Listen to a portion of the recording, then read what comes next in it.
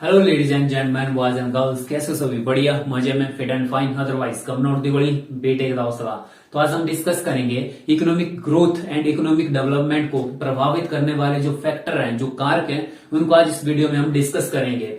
But अपना discussion start करने से पहले रिवीजन तो बनता है ना। तो इकोनॉमिक ग्रोथ क्या आती है? इकोनॉमिक ग्रोथ जो है जुड़ी हुई है प्रोडक्शन से, उत्पाद से। अगर आपको किसी देश की इकोनॉमिक ग्रोथ चेक करनी है तो आप उस देश में क्या देखोगे? तो उस देश की हम जीडीपी देखेंगे। अगर उस देश की जीडीपी बढ़ रही है तो हम कहेंगे कि वो देश जो है वो इकोनॉमिक ग्रोथ कर रहा है। अगर उस देश की नेशनल इनकम बढ़ रही है तो देश ग्रोथ कर रहा है। पर उस देश की पर कैपिटा इनकम बढ़ रही है तो वो देश जो है वो ग्रोथ कर रहा है। और इकोनॉमिक ग्रोथ को नापने का जो सबसे बेस्ट मेजरमेंट है वो कौन सा है? पर कैपिटा इनकम है। ठीक है, आप नेशनल इनकम को टोटल पॉपुलेशन से डिवाइड कर दीजिए तो आपको उस देश की national income per capita income जो है वो मिल जाएगी। इकोनॉमिक डेवलपमेंट क्या होता है? इकोनॉमिक डेवलपमेंट में ग्रोथ तो आती है, साथ में इसमें जुड़ जाता है क्वालिटी ऑफ लाइफ, जीवन की गुणवत्ता। मतलब एक देश में अगर ग्रोथ हो रही है तो क्या वहां के लोगों को साथ ही साथ जो है एक अच्छी एजुकेशन मिल पा रही है, मतलब एजुकेशन मिल पा रही है, न्यूट्रिशन रिच फूड मिल पा रहा है, मतलब पौष्टिक जो आहार है वो मिल पा रहा है या नहीं मिल पा रहा है। साथ ही साथ वहां के जो लोग हैं उनकी जो एज है वो मैक्सिमम कितनी है, जिसे हम कहते हैं जीवन प्रत्याशा, एक्सपेक्टेंसी ऑफ लाइफ, ठीक है, वो कितनी है। इसी के साथ साथ हम देखते हैं उन लोगों के लोगों की इनकम कैसी है, और इसके साथ वहां की देखा जाता है स्टैंडर्ड ऑफ लाइफ, वहां के लोगों की स्टैंडर्ड ऑफ लाइफ देखी जाती है। ठीक है, तो जब एक क्वालिटी ऑफ लाइफ को हम ग्रोथ के साथ प्लस कर देते हैं तो बन जाता है हमारा डेवलपमेंट। डेवलपमेंट से रिलेटेड हमने एक इंडेक्स के बारे में डिस्कस किया था, ह्यूमन डेवलपमेंट इंडेक्स, हिंदी में मानव विकास सूचकांक। सबसे पहले स्टार्ट किया था ये पाकिस्तान के एक अर्थशास्त्री थे महबूब उल हक के द्वारा। उसके बाद जो है अब रिलीज किया जाता है यूएनडीपी, यूनाइटेड नेशन डेवलपमेंट के द्वारा। और इसको जो है जो यूएनडीपी इसका हेडक्वार्टर का है न्यूयॉर्क में। और इसमें 3 फैक्टर यूज होते हैं। एक सबसे पहला आपका एजुकेशन, दूसरा life of expectancy at birth, तीसरा जो है स्टैंडर्ड ऑफ लाइफ। इन 3 जो कारक है इनके आधार पर जो है ह्यूमन डेवलपमेंट इंडेक्स जो है वो जारी किया जाता है। इसमें रैंकिंग दी जाती है। इंडिया की जो रैंकिंग है 2022 में वो है 132वीं। 191 देशों में से 132वें नंबर पर जो है वो इंडिया है। ठीक है, अगर किसी देश की रैंकिंग बढ़ रही है तो इसका मतलब ये नहीं कि वो डेवलपमेंट कर पा रहा है। इसका ये मतलब भी हो सकता है कि कोई और जो देश है उनमें जो डेवलपमेंट जो है वो गिरा हुआ है, जिसकी वजह से वो देश नीचे आए। उसकी वजह से जो कोई देश, अगर ये मान लीजिए इंडिया जो है 132वें नंबर पर है उसकी, और कोई देश जो खराब परफॉर्म करता है तो उसकी वजह से इंडिया की रैंक जो है वो बढ़ जाएगी। अगर कोई देश जो है वो एक ही जगह पर बना हुआ है, मान लीजिए इंडिया की रैंक जो 132वीं बनी हुई है 2-3 साल से, तो इसका ये मतलब नहीं कि उस हमारे इंडिया में जो है वो डेवलपमेंट नहीं हो पा रही है, बट इसका मतलब ये है कि और देश भी जो है वो साथ साथ में डेवलप हो पा रहे हैं। ओके, तो जब हम जो है economic development and economic growth के बारे में डिस्कस कर रहे थे इससे पहले वाले वीडियो में, तो वहां पर एक चीज छूट गई थी हमसे, उसको यहां पर डिस्कस कर लेते हैं। देखिए, ग्रोथ जो है ये एक क्वांटिटेटिव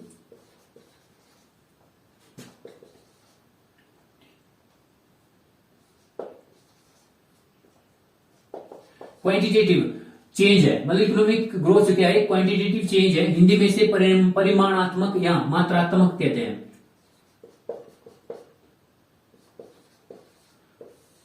मात्रात्मक, देखिए क्वांटिटी क्या होती है? जैसे कि 1 किलो, 2 किलो, 3 किलो क्वांटिटी है ना, मतलब जिसको आप नाप सकते हो, जैसे कि 1 फुट, 2 फुट, 3 फुट। उसी तरह आप जो है वो इकोनॉमिक ग्रोथ को भी नाप सकते हो। 7%, 8%, 9%, जैसे कि हमारी जीडीपी की जो फाइनल क्वार्टर जो चल रहा है उसकी जो इकोनॉमिक ग्रोथ जो है मानी जा रही है 7% रहेगी। इससे पहले जो थर्ड क्वार्टर था उसकी ग्रोथ जो है वो 6.5 थी, मापी जा रही है ना। तो हम क्या कहते हैं कि जो इकोनॉमिक ग्रोथ है वो क्या है? क्वांटिटेटिव है। क्या है? एक क्वांटिटेटिव, एक मात्रात्मक है। और जो डेवलपमेंट है एक क्वालिटेटिव है। क्वालिटेटिव को हिंदी में हम कहते हैं गुणात्मक। अब गुणात्मक क्या आता है? क्वालिटी। बोलते हैं ना कि यार इस बंदे में अच्छी क्वालिटी नहीं है, तो क्वालिटी को हम माप तो नहीं सकते, जस्ट क्या कर सकते हैं? फील कर सकते हैं। किसी के अंदर कैसी क्वालिटी है हम उसके साथ बात करके जो है फील कर सकते हैं। तो विकास क्या है? विकास एक क्वालिटेटिव या गुणात्मक जो है वो चेंज है। जो इकोनॉमिक ग्रोथ है ये ऑब्जेक्टिव टाइप है।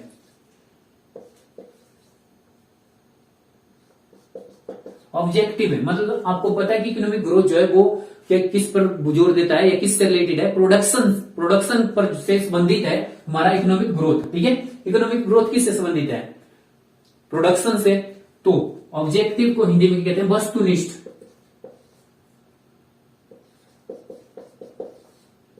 ओके, अगर आपसे कोई पूछे कि इकोनॉमिक ग्रोथ क्या है, वो ऑब्जेक्टिव है, वस्तुनिष्ठ है, ये जो है वो प्रोडक्शन पर बल देता है। और जो इकोनॉमिक डेवलपमेंट है ये सब्जेक्टिव है, ये पर्सनों की क्वालिटी पर, लोगों की क्वालिटी पर जो है फोकस करता है, ये सब्जेक्टिव है।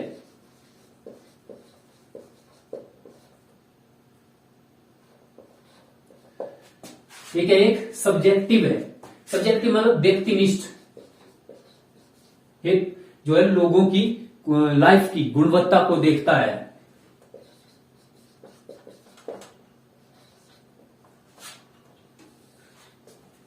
ओके, समझे। अब एग्जाम में पता कैसे क्वेश्चन पूछा जाता है, आपसे पूछा जाएगा कि इकोनॉमिक ग्रोथ जो है वो सब्जेक्टिव है या ऑब्जेक्टिव है, तो आपको बताना चाहिए ऑब्जेक्टिव है।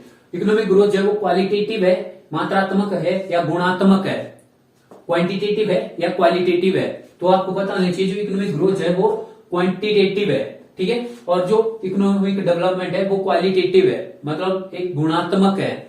और जो इकोनॉमिक डेवलपमेंट है वो सब्जेक्टिव है, व्यक्ति निष्ठ है। ठीक है, अगर आपके ऑप्शन में मान लीजिए डेवलपमेंट से रिलेटेड पूछा गया है कि इकोनॉमिक डेवलपमेंट जो है वो क्वांटिटेटिव है या क्वालिटेटिव है, या क्वांटिटेटिव और क्वालिटेटिव दोनों है, तो आपने जो क्वालिटेटिव और क्वांटिटेटिव जहां पर एक साथ होगा उसको टिक करना है। और अक्सर जो है इनके ऑप्शन में अलग अलग होते हैं, मतलब क्वालिटेटिव अलग होगा, क्वांटिटेटिव अलग होगा, तब आपने क्वांटिटेटिव को टिक करना है आर्थिक विकास के मामले में। ओके, अब चलते हैं, अब देखते हैं कि economic growth and economic development को प्रभावित करने वाले जो कारक हैं उनको। सबसे पहला जो कारक हमारा फैक्टर्स, पहला है हमारा पॉपुलेशन, हिंदी में जनसंख्या, सॉरी जो संख्या हो गया है, जनसंख्या। किसी भी देश की डेवलपमेंट और ग्रोथ जो है उस देश की जनसंख्या या पॉपुलेशन या उस देश के लोगों पर डिपेंड करती है। अगर वहां के लोग जो है वो पढ़े लिखे हैं, यार ये मक्खियां ना, अगर वहां के लोग जो है वो पढ़े लिखे हैं तो उस देश की जो ग्रोथ है डेवलपमेंट है वो क्या होगी, वो ऊपर जाएगी। लेकिन वहां की जनता जो अगर अनपढ़ है तो डेवलपमेंट क्या है, नीचे आएगी। अब कैसे, आपको पता है कि जो लोग होते हैं किसी देश में, जो मानव है, किसी देश के जो नागरिक है ना, उनको एक रिसोर्सिस के रूप में माना जाता है। जो किसी देश के जो लोग होते हैं ना, किसी देश का सबसे बड़ा रिसोर्स क्या होता है, किसी देश का सबसे बड़ा जो संसाधन है वो क्या है, वो पॉपुलेशन है, जनता है। अगर जनता पढ़ी लिखी होगी तो वो देश जो है बड़ी जल्दी, बड़ी फास्ट ग्रो करेगा। अगर उस देश, किसी देश की जनता अनपढ़ है ना, तो वो देश जो है बहुत धीरे धीरे जो है डेवलप होगा। हो सकता है कि उसका एग्रीकल्चर सेक्टर जो वो स्ट्रांग हो, लेकिन उसके बाद जो है वो इंडस्ट्रियल सेक्टर है, सर्विस सेक्टर है ना, वो बहुत नीचे चले जाएंगे और एक पैर पर जो है कभी फास्ट नहीं दौड़ा जा सकता। इसलिए जो देश जो है डेवलप करना चाहता है उसे सबसे अपना एग्रीकल्चर सेक्टर, अपना इंडस्ट्रियल सेक्टर, उसका साथ साथ उसे अपना सर्विस सेक्टर भी साथ में लेकर चलना पड़ेगा। ओके, तो किसी देश की डेवलपमेंट जो है वो किस पर डिपेंड करती है, उस देश की जनता पर डिपेंड करती है।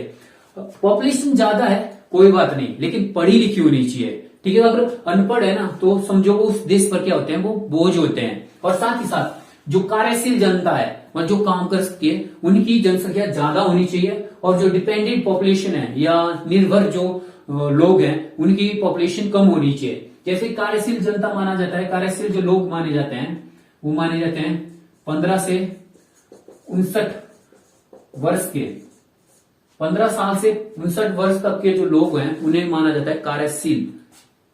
एक्चुअली में एक वो एज होती है, इस टाइम पर आप लोगों से कुछ भी करवा सकते हो। इनके अंदर इतनी कैपेबिलिटी होती है, ये कुछ मतलब हार्ड से हार्ड काम कर सकते हैं, और इनका माइंड जो इतना शार्प होता है, ये कितना भी मतलब पेचीदा काम हो ना उसे सुलझा सकते हैं। तो इसको हम कहते हैं कार्यशील जनता या कार्यशील पॉपुलेशन, ये कार्यशील लोग, ठीक है। और डिपेंडेंट जो पॉपुलेशन होती है वो कौन होते हैं, जैसे कि 60 साल से ऊपर जो बुजुर्ग होते हैं,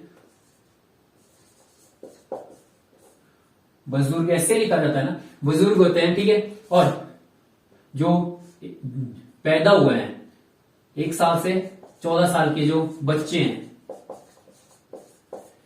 ये दोनों वर्ग जो आते हैं हमारी निर्भर जनसंख्या में या डिपेंडेंट पॉपुलेशन में। और जो 15 से 59 वर्ष के जो लोग होते हैं वो आते हैं हमारे कार्यशील जनता में, कार्यशील पॉपुलेशन में। ओके, तो किसी भी देश का अगर 15 से 59 वाला जो एक तबका है अगर ये पढ़ा लिखा होगा तो वो देश डेवलप करेगा, और ये ज्यादा होना चाहिए। ओके, ये ज्यादा होना चाहिए। और ये जो डिपेंडेंट पॉपुलेशन है अगर ये कम होगी तो वो देश बहुत जल्दी फास्ट डेवलप होगा। अगर ये जो काम करने वाले कार्यशील जो लोग हैं अगर उनकी पॉपुलेशन कम होगी और जो डिपेंडेंट लोग जो होंगे उनकी पॉपुलेशन ज्यादा होगी तो वो देश जो है डेवलप नहीं कर पाएगा। ओके, इसको हम डेमोग्राफिक डिविडेंड भी कहते हैं। इसे हम फिर किसी दिन जो है अच्छे से डिस्कस करेंगे। मैं जस्ट यहाँ पर ये बता रहा हूं कि जो डेवलपमेंट है उससे एक पॉपुलेशन, किसी देश की जो जनता है वो सबसे ज्यादा प्रभावित करती है। अगर पढ़ी लिखी है तो किसी देश का सबसे बड़ा जो संसाधन है वो उस देश की जनता है, लोग हैं। अगर लोग हैं, पढ़े लिखे हैं तो वो हर चीज यूज कर सकते हैं। देखिए, एक हिस्ट्री को जब आप पढ़ोगे तो आप देखोगे कि वहां पर मुगल वगैरह जितने भी राज्य थे जमीन के ऊपर लड़ रहे थे, जबकि उसी के नीचे पेट्रोल भी था, सूरज की किरणें भी उसी टाइम थी। उससे उन्होंने क्या किया, कुछ नहीं किया। उनको पता ही नहीं था ये चीजें कैसे यूज की जा सकती है। जैसे हवाओं से पवन ऊर्जा बनाई जाती है, जो सूरज की किरणों से सौर ऊर्जा बनाई जाती है, सौर पैनल वगैरह, पेट्रोल वगैरह जमीन के नीचे है। ये सारी चीजें अगर पब्लिक जो है, ये जो लोग हैं वो पढ़े लिखे होंगे तो देश जो है बड़े आराम से डेवलप होता है। ओके, सेकेंड पॉइंट है हमारा नेचुरल रिसोर्सेज।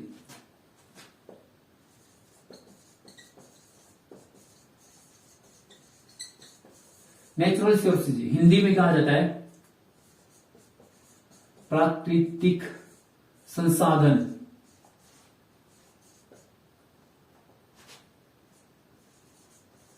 प्राकृतिक संसाधन, नेचुरल रिसोर्सेज किसी भी देश की डेवलपमेंट में सबसे मेन रोल अदा करते हैं। बट शर्त तो ये कि पॉपुलेशन जो है, जो जनता है वहां की, वो पढ़ी लिखी होनी चाहिए। ठीक है, उसके बाद दूसरे नंबर पर है नेचुरल रिसोर्सेज, प्राकृतिक संसाधन। किसी देश की मिट्टी जो है ये बात डिसाइड करती है कि वो देश जो है वो कितना डेवलप होगा। किसी देश की नदियां, किसी देश की जंगल जो है उस देश की डेवलपमेंट को क्या करते हैं, वो डिसाइड करते हैं। किसी देश की जो जमीन है उसके अंदर कितने जो है वो मिनरल है, मतलब खनिज पदार्थ जो उसकी जमीन के अंदर कितने हैं, वे सब चीजें जो है वो डिसाइड करते हैं उस देश की डेवलपमेंट को। जैसे कि आप जो है वो अरब प्रायद्वीप वाले देश ले लीजिए, जैसे कि कतर हो गया, बहरीन हो गया, यूएई हो गया। ये सारे देश क्या है कि देश जो है सिर्फ इनके पास जो है वो ऑयल रिजर्व बहुत ज्यादा है, जिसकी वजह से सारे डेवलप हुए हैं। अगर उनकी जमीन के पास, इनके नीचे जो है वो ऑयल रिजर्व नहीं होते, ठीक है, खनिज तेल नहीं होता, तो आपको क्या लगता है उस रेत वाली बंजर जमीन पर जो है ये देश इतने डेवलप हो पाते हैं? नहीं। तो नेचुरल रिसोर्सेज या प्राकृतिक संसाधन जो है किसी देश की के विकास में जो है मेन रोल, हम कह सकते हैं मेन रोल अदा करते हैं। जैसे कि आज ही की न्यूज है, मतलब कल न्यूज आई थी, मिनिस्ट्री ऑफ माइंस ने एक न्यूज रिलीज की थी कि जियोलॉजिकल सर्वे ऑफ इंडिया के द्वारा हमारे देश के जम्मू कश्मीर के जम्मू कश्मीर क्या है, केंद्र शासित प्रदेश है। तो जम्मू में जो एक डिस्ट्रिक्ट है, रईसी डिस्ट्रिक्ट, रावी नदी के तट पर है, तो वहां पर जो है हमें एक बहुत बड़ा लिथियम का जो है रिजर्व प्राप्त हुआ है। और वो जो रिजर्व है वो 5.9 मिलियन मैट्रिक टन है। ठीक है, कितना? 5.9 मिलियन मैट्रिक टन। अगर हम इसे लाख में कन्वर्ट करें तो 60 लाख मैट्रिक टन जो है वो लिथियम का हमें क्या मिला है, रिजर्व मिला है। कहां पर? जम्मू के रईसी डिस्ट्रिक्ट में, रावी नदी के तट पर एक डिस्ट्रिक्ट है, वहां पर जो ये रिजर्व मिला है। जबकि आपको पता है आज का जो दौर है ना, आज के दौर में जो आप देखोगे कि लगभग सभी देश जो है वो इलेक्ट्रिक गैजेट, फोन, कैमरा, इन पर जो है सबसे ज्यादा इन्वेस्ट करते हैं। आप देखोगे जो फोन की बैटरी किससे बनती है, लिथियम से बनती है ना, लिथियम आयन से बनती है। कैमरा हो गया, लैपटॉप हो गया, जितने भी जो इलेक्ट्रिकल गैजेट है ना उनमें लिथियम यूज होता ही है।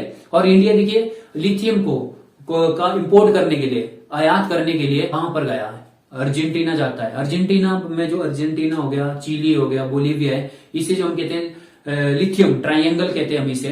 तो यही से हम जो है वो लिथियम अपने देश में इंपोर्ट करने की प्लानिंग कर रहे थे। आप इसे भगवान का वरदान मानिए कि इंडिया में ही इतना बड़ा रिजर्व जो है हमें मिला हुआ है लिथियम का। और जो अर्जेंटीना और चिली वगैरह का जो लिथियम ट्रायंगल है ना, वहां का जो लिथियम है वो मतलब उतना बेस्ट क्वालिटी का नहीं है, हम बेकार कह सकते हैं। मतलब सबसे लो क्वालिटी का जो है वो लिथियम वहां पर मिलता है। लेकिन हमें जो अपने इंडिया में जम्मू कश्मीर के रईसी डिस्ट्रिक्ट में जो लिथियम मिला है सबसे बेस्ट क्वालिटी का मिला है। अब आप देखो धीरे धीरे जो है, अभी तो कल ही की न्यूज है, अब एक मंथ तक जो लगातार हमें पता चलता रहेगा कि लिथियम का रिजर्व आखिरकार है कितना बड़ा। बस जो न्यूज है उसमें इतना कहा गया है कि जो रिजर्व है, अनुमान लगाया गया है कि वो 5.9 मिलियन मैट्रिक टन जो है वहां पर लिथियम है। अब धीरे धीरे देखिए आप, जो डेवलप कंट्री है ना वो कैसे इंडिया की तरफ खींची चली आएगी, इंडिया के साथ जो है अपनी पार्टनरशिप कैसे बढ़ाना चाहेगी, ये सब कुछ आप अब धीरे धीरे देखोगे। अब इस लिथियम की जब हम माइनिंग करेंगे ना तो यहाँ के लोगों को रोजगार भी मिलेगा और साथ ही साथ भारत की जो इनकम है ना वो कई मिलियन नहीं कई बिलियन बढ़ जाएगी, सिर्फ एक लिथियम के मिलने से ही। लिथियम को जो है आज के दौर का जो है व्हाइट गोल्ड कहा जाता है। लिथियम का आज के टाइम में जो बहुत ज्यादा डिमांड है।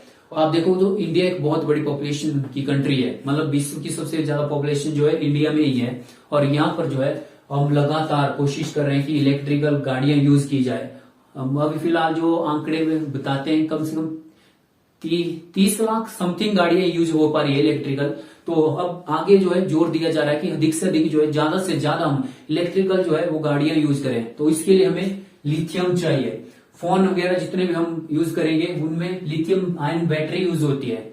तो लिथियम की बहुत ज्यादा डिमांड है, इसलिए जो इसको हम व्हाइट गोल्ड कहते हैं। ठीक है, तो सिर्फ लिथियम के मिलने से जो है देश की इनकम कितनी बढ़ जाएगी, कई बिलियन तक जो है हमारी इनकम चली जाएगी। तो क्या है, वो तो सिर्फ एक ही मिनरल था। अगर इस तरह सोचिए अगर कि देश में ऊपर से नीचे, मतलब मान लीजिए इंडिया में जम्मू कश्मीर से केरला तक जो है इस तरह के अलग अलग जो है वो खनिज पदार्थ हमें मिलते रहे तो हमारा इंडिया जो है वो कहां पर पहुंच जाएगा। तो एक प्राकृतिक संसाधन जो है वो किसी भी देश की डेवलपमेंट को कहां से, मतलब फर्श से अर्श तक ले जा सकते हैं। ओके, ये करंट अफेयर का टॉपिक था, मैंने सोचा चलो यहाँ पर हम डिस्कस करते हैं नेचुरल रिसोर्सेज, तो आ गया बीच में, डिस्कस कर लिया। अब तीसरा है हमारा इंफ्रास्ट्रक्चर।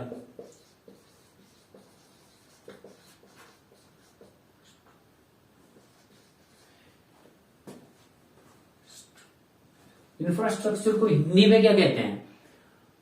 संरचनात्मक ढांचा, ऐसा ही कुछ कहते हैं, आप देख लेना। तो जो इंफ्रास्ट्रक्चर है वो किसी भी देश की विकास को पुष्ट करता है। देखिए मान लीजिए अगर रईसी गांव, जम्मू कश्मीर के रईसी गांव में लिथियम निकाला जा रहा है, आप निकालिए, पर जब तक जो है उसकी कनेक्टिविटी वहां तक जो रोड वगैरह नहीं जाएंगे तो आप जो मर्जी जितना मर्जी जो है लिथियम निकालिए, जब तक वो उसकी जगह पर जहां पर इसका यूज होना है वहां तक ना पहुंचेगा तो वो किसी काम का नहीं है। ठीक है, तो इंफ्रास्ट्रक्चर में आपका ट्रांसपोर्ट आता है। ठीक है, आपके एम्स वगैरह जितने भी बनाए जा रहे हैं, सारी इंफ्रास्ट्रक्चर बहुत बड़ा है। मतलब देश में हॉस्पिटल, स्कूल, रेलवे बिछाई जा रही है, रोड बनाए जा रहे हैं, पोर्ट्स इंडिया जो डेवलप कर रहा है। तो जो इंफ्रास्ट्रक्चर है ना वो उस देश का स्ट्रांग होना चाहिए, लोगों के पास फैसिलिटीज होनी चाहिए।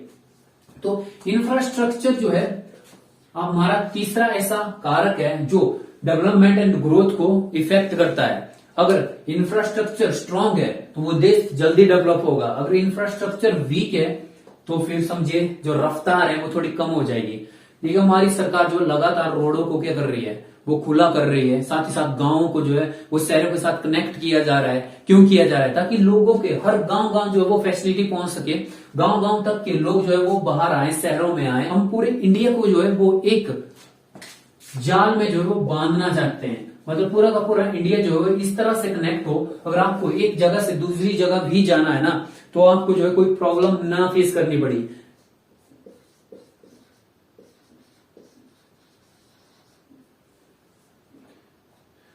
टेक्नोलॉजी हिंदी में कहा जाता है इसे तकनीकी।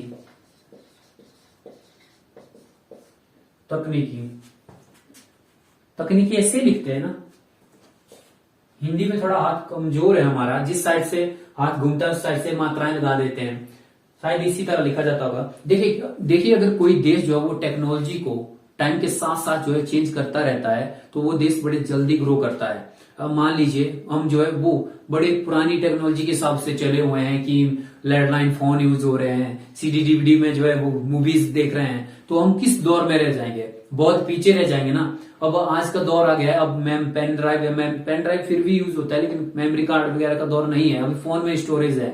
साथ ही साथ आजकल मोबाइल फोन का दौर है, साथ ही साथ आजकल जो सारी चीज ऑनलाइन चली हुई है। अब कोई देश जो है उस दौर में लगा रहेगा तो वो कहां से डेवलप कर पाएगा, ठीक है। मतलब टाइम के हिसाब से टेक्नोलॉजी भी बदलनी चाहिए, और जिस देश में टेक्नोलॉजी है तो उस देश में प्रोडक्शन भी बढ़ता है। अब मान लीजिए कोई देश है, उस देश में जो है वो अभी भी हाथों से ही चीजें बनाई जाती हैं, तो आपको क्या लगता है वो देश डेवलप हो पाएगा? तो नहीं हो पाएगा।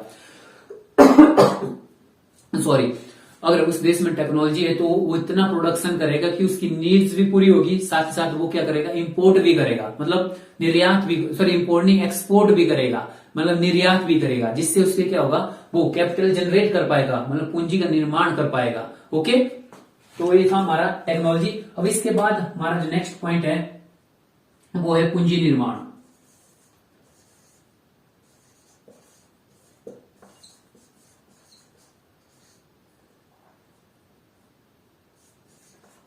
अरे पूंजी निर्माण कैसे लिखा जाता है भाई? पूंजी निर्माण, निर्माण, पूंजी निर्माण, इसमें एक ही नहीं रहे। पूंजी निर्माण इंग्लिश में कहते हैं हम कैपिटल फॉर्मेशन।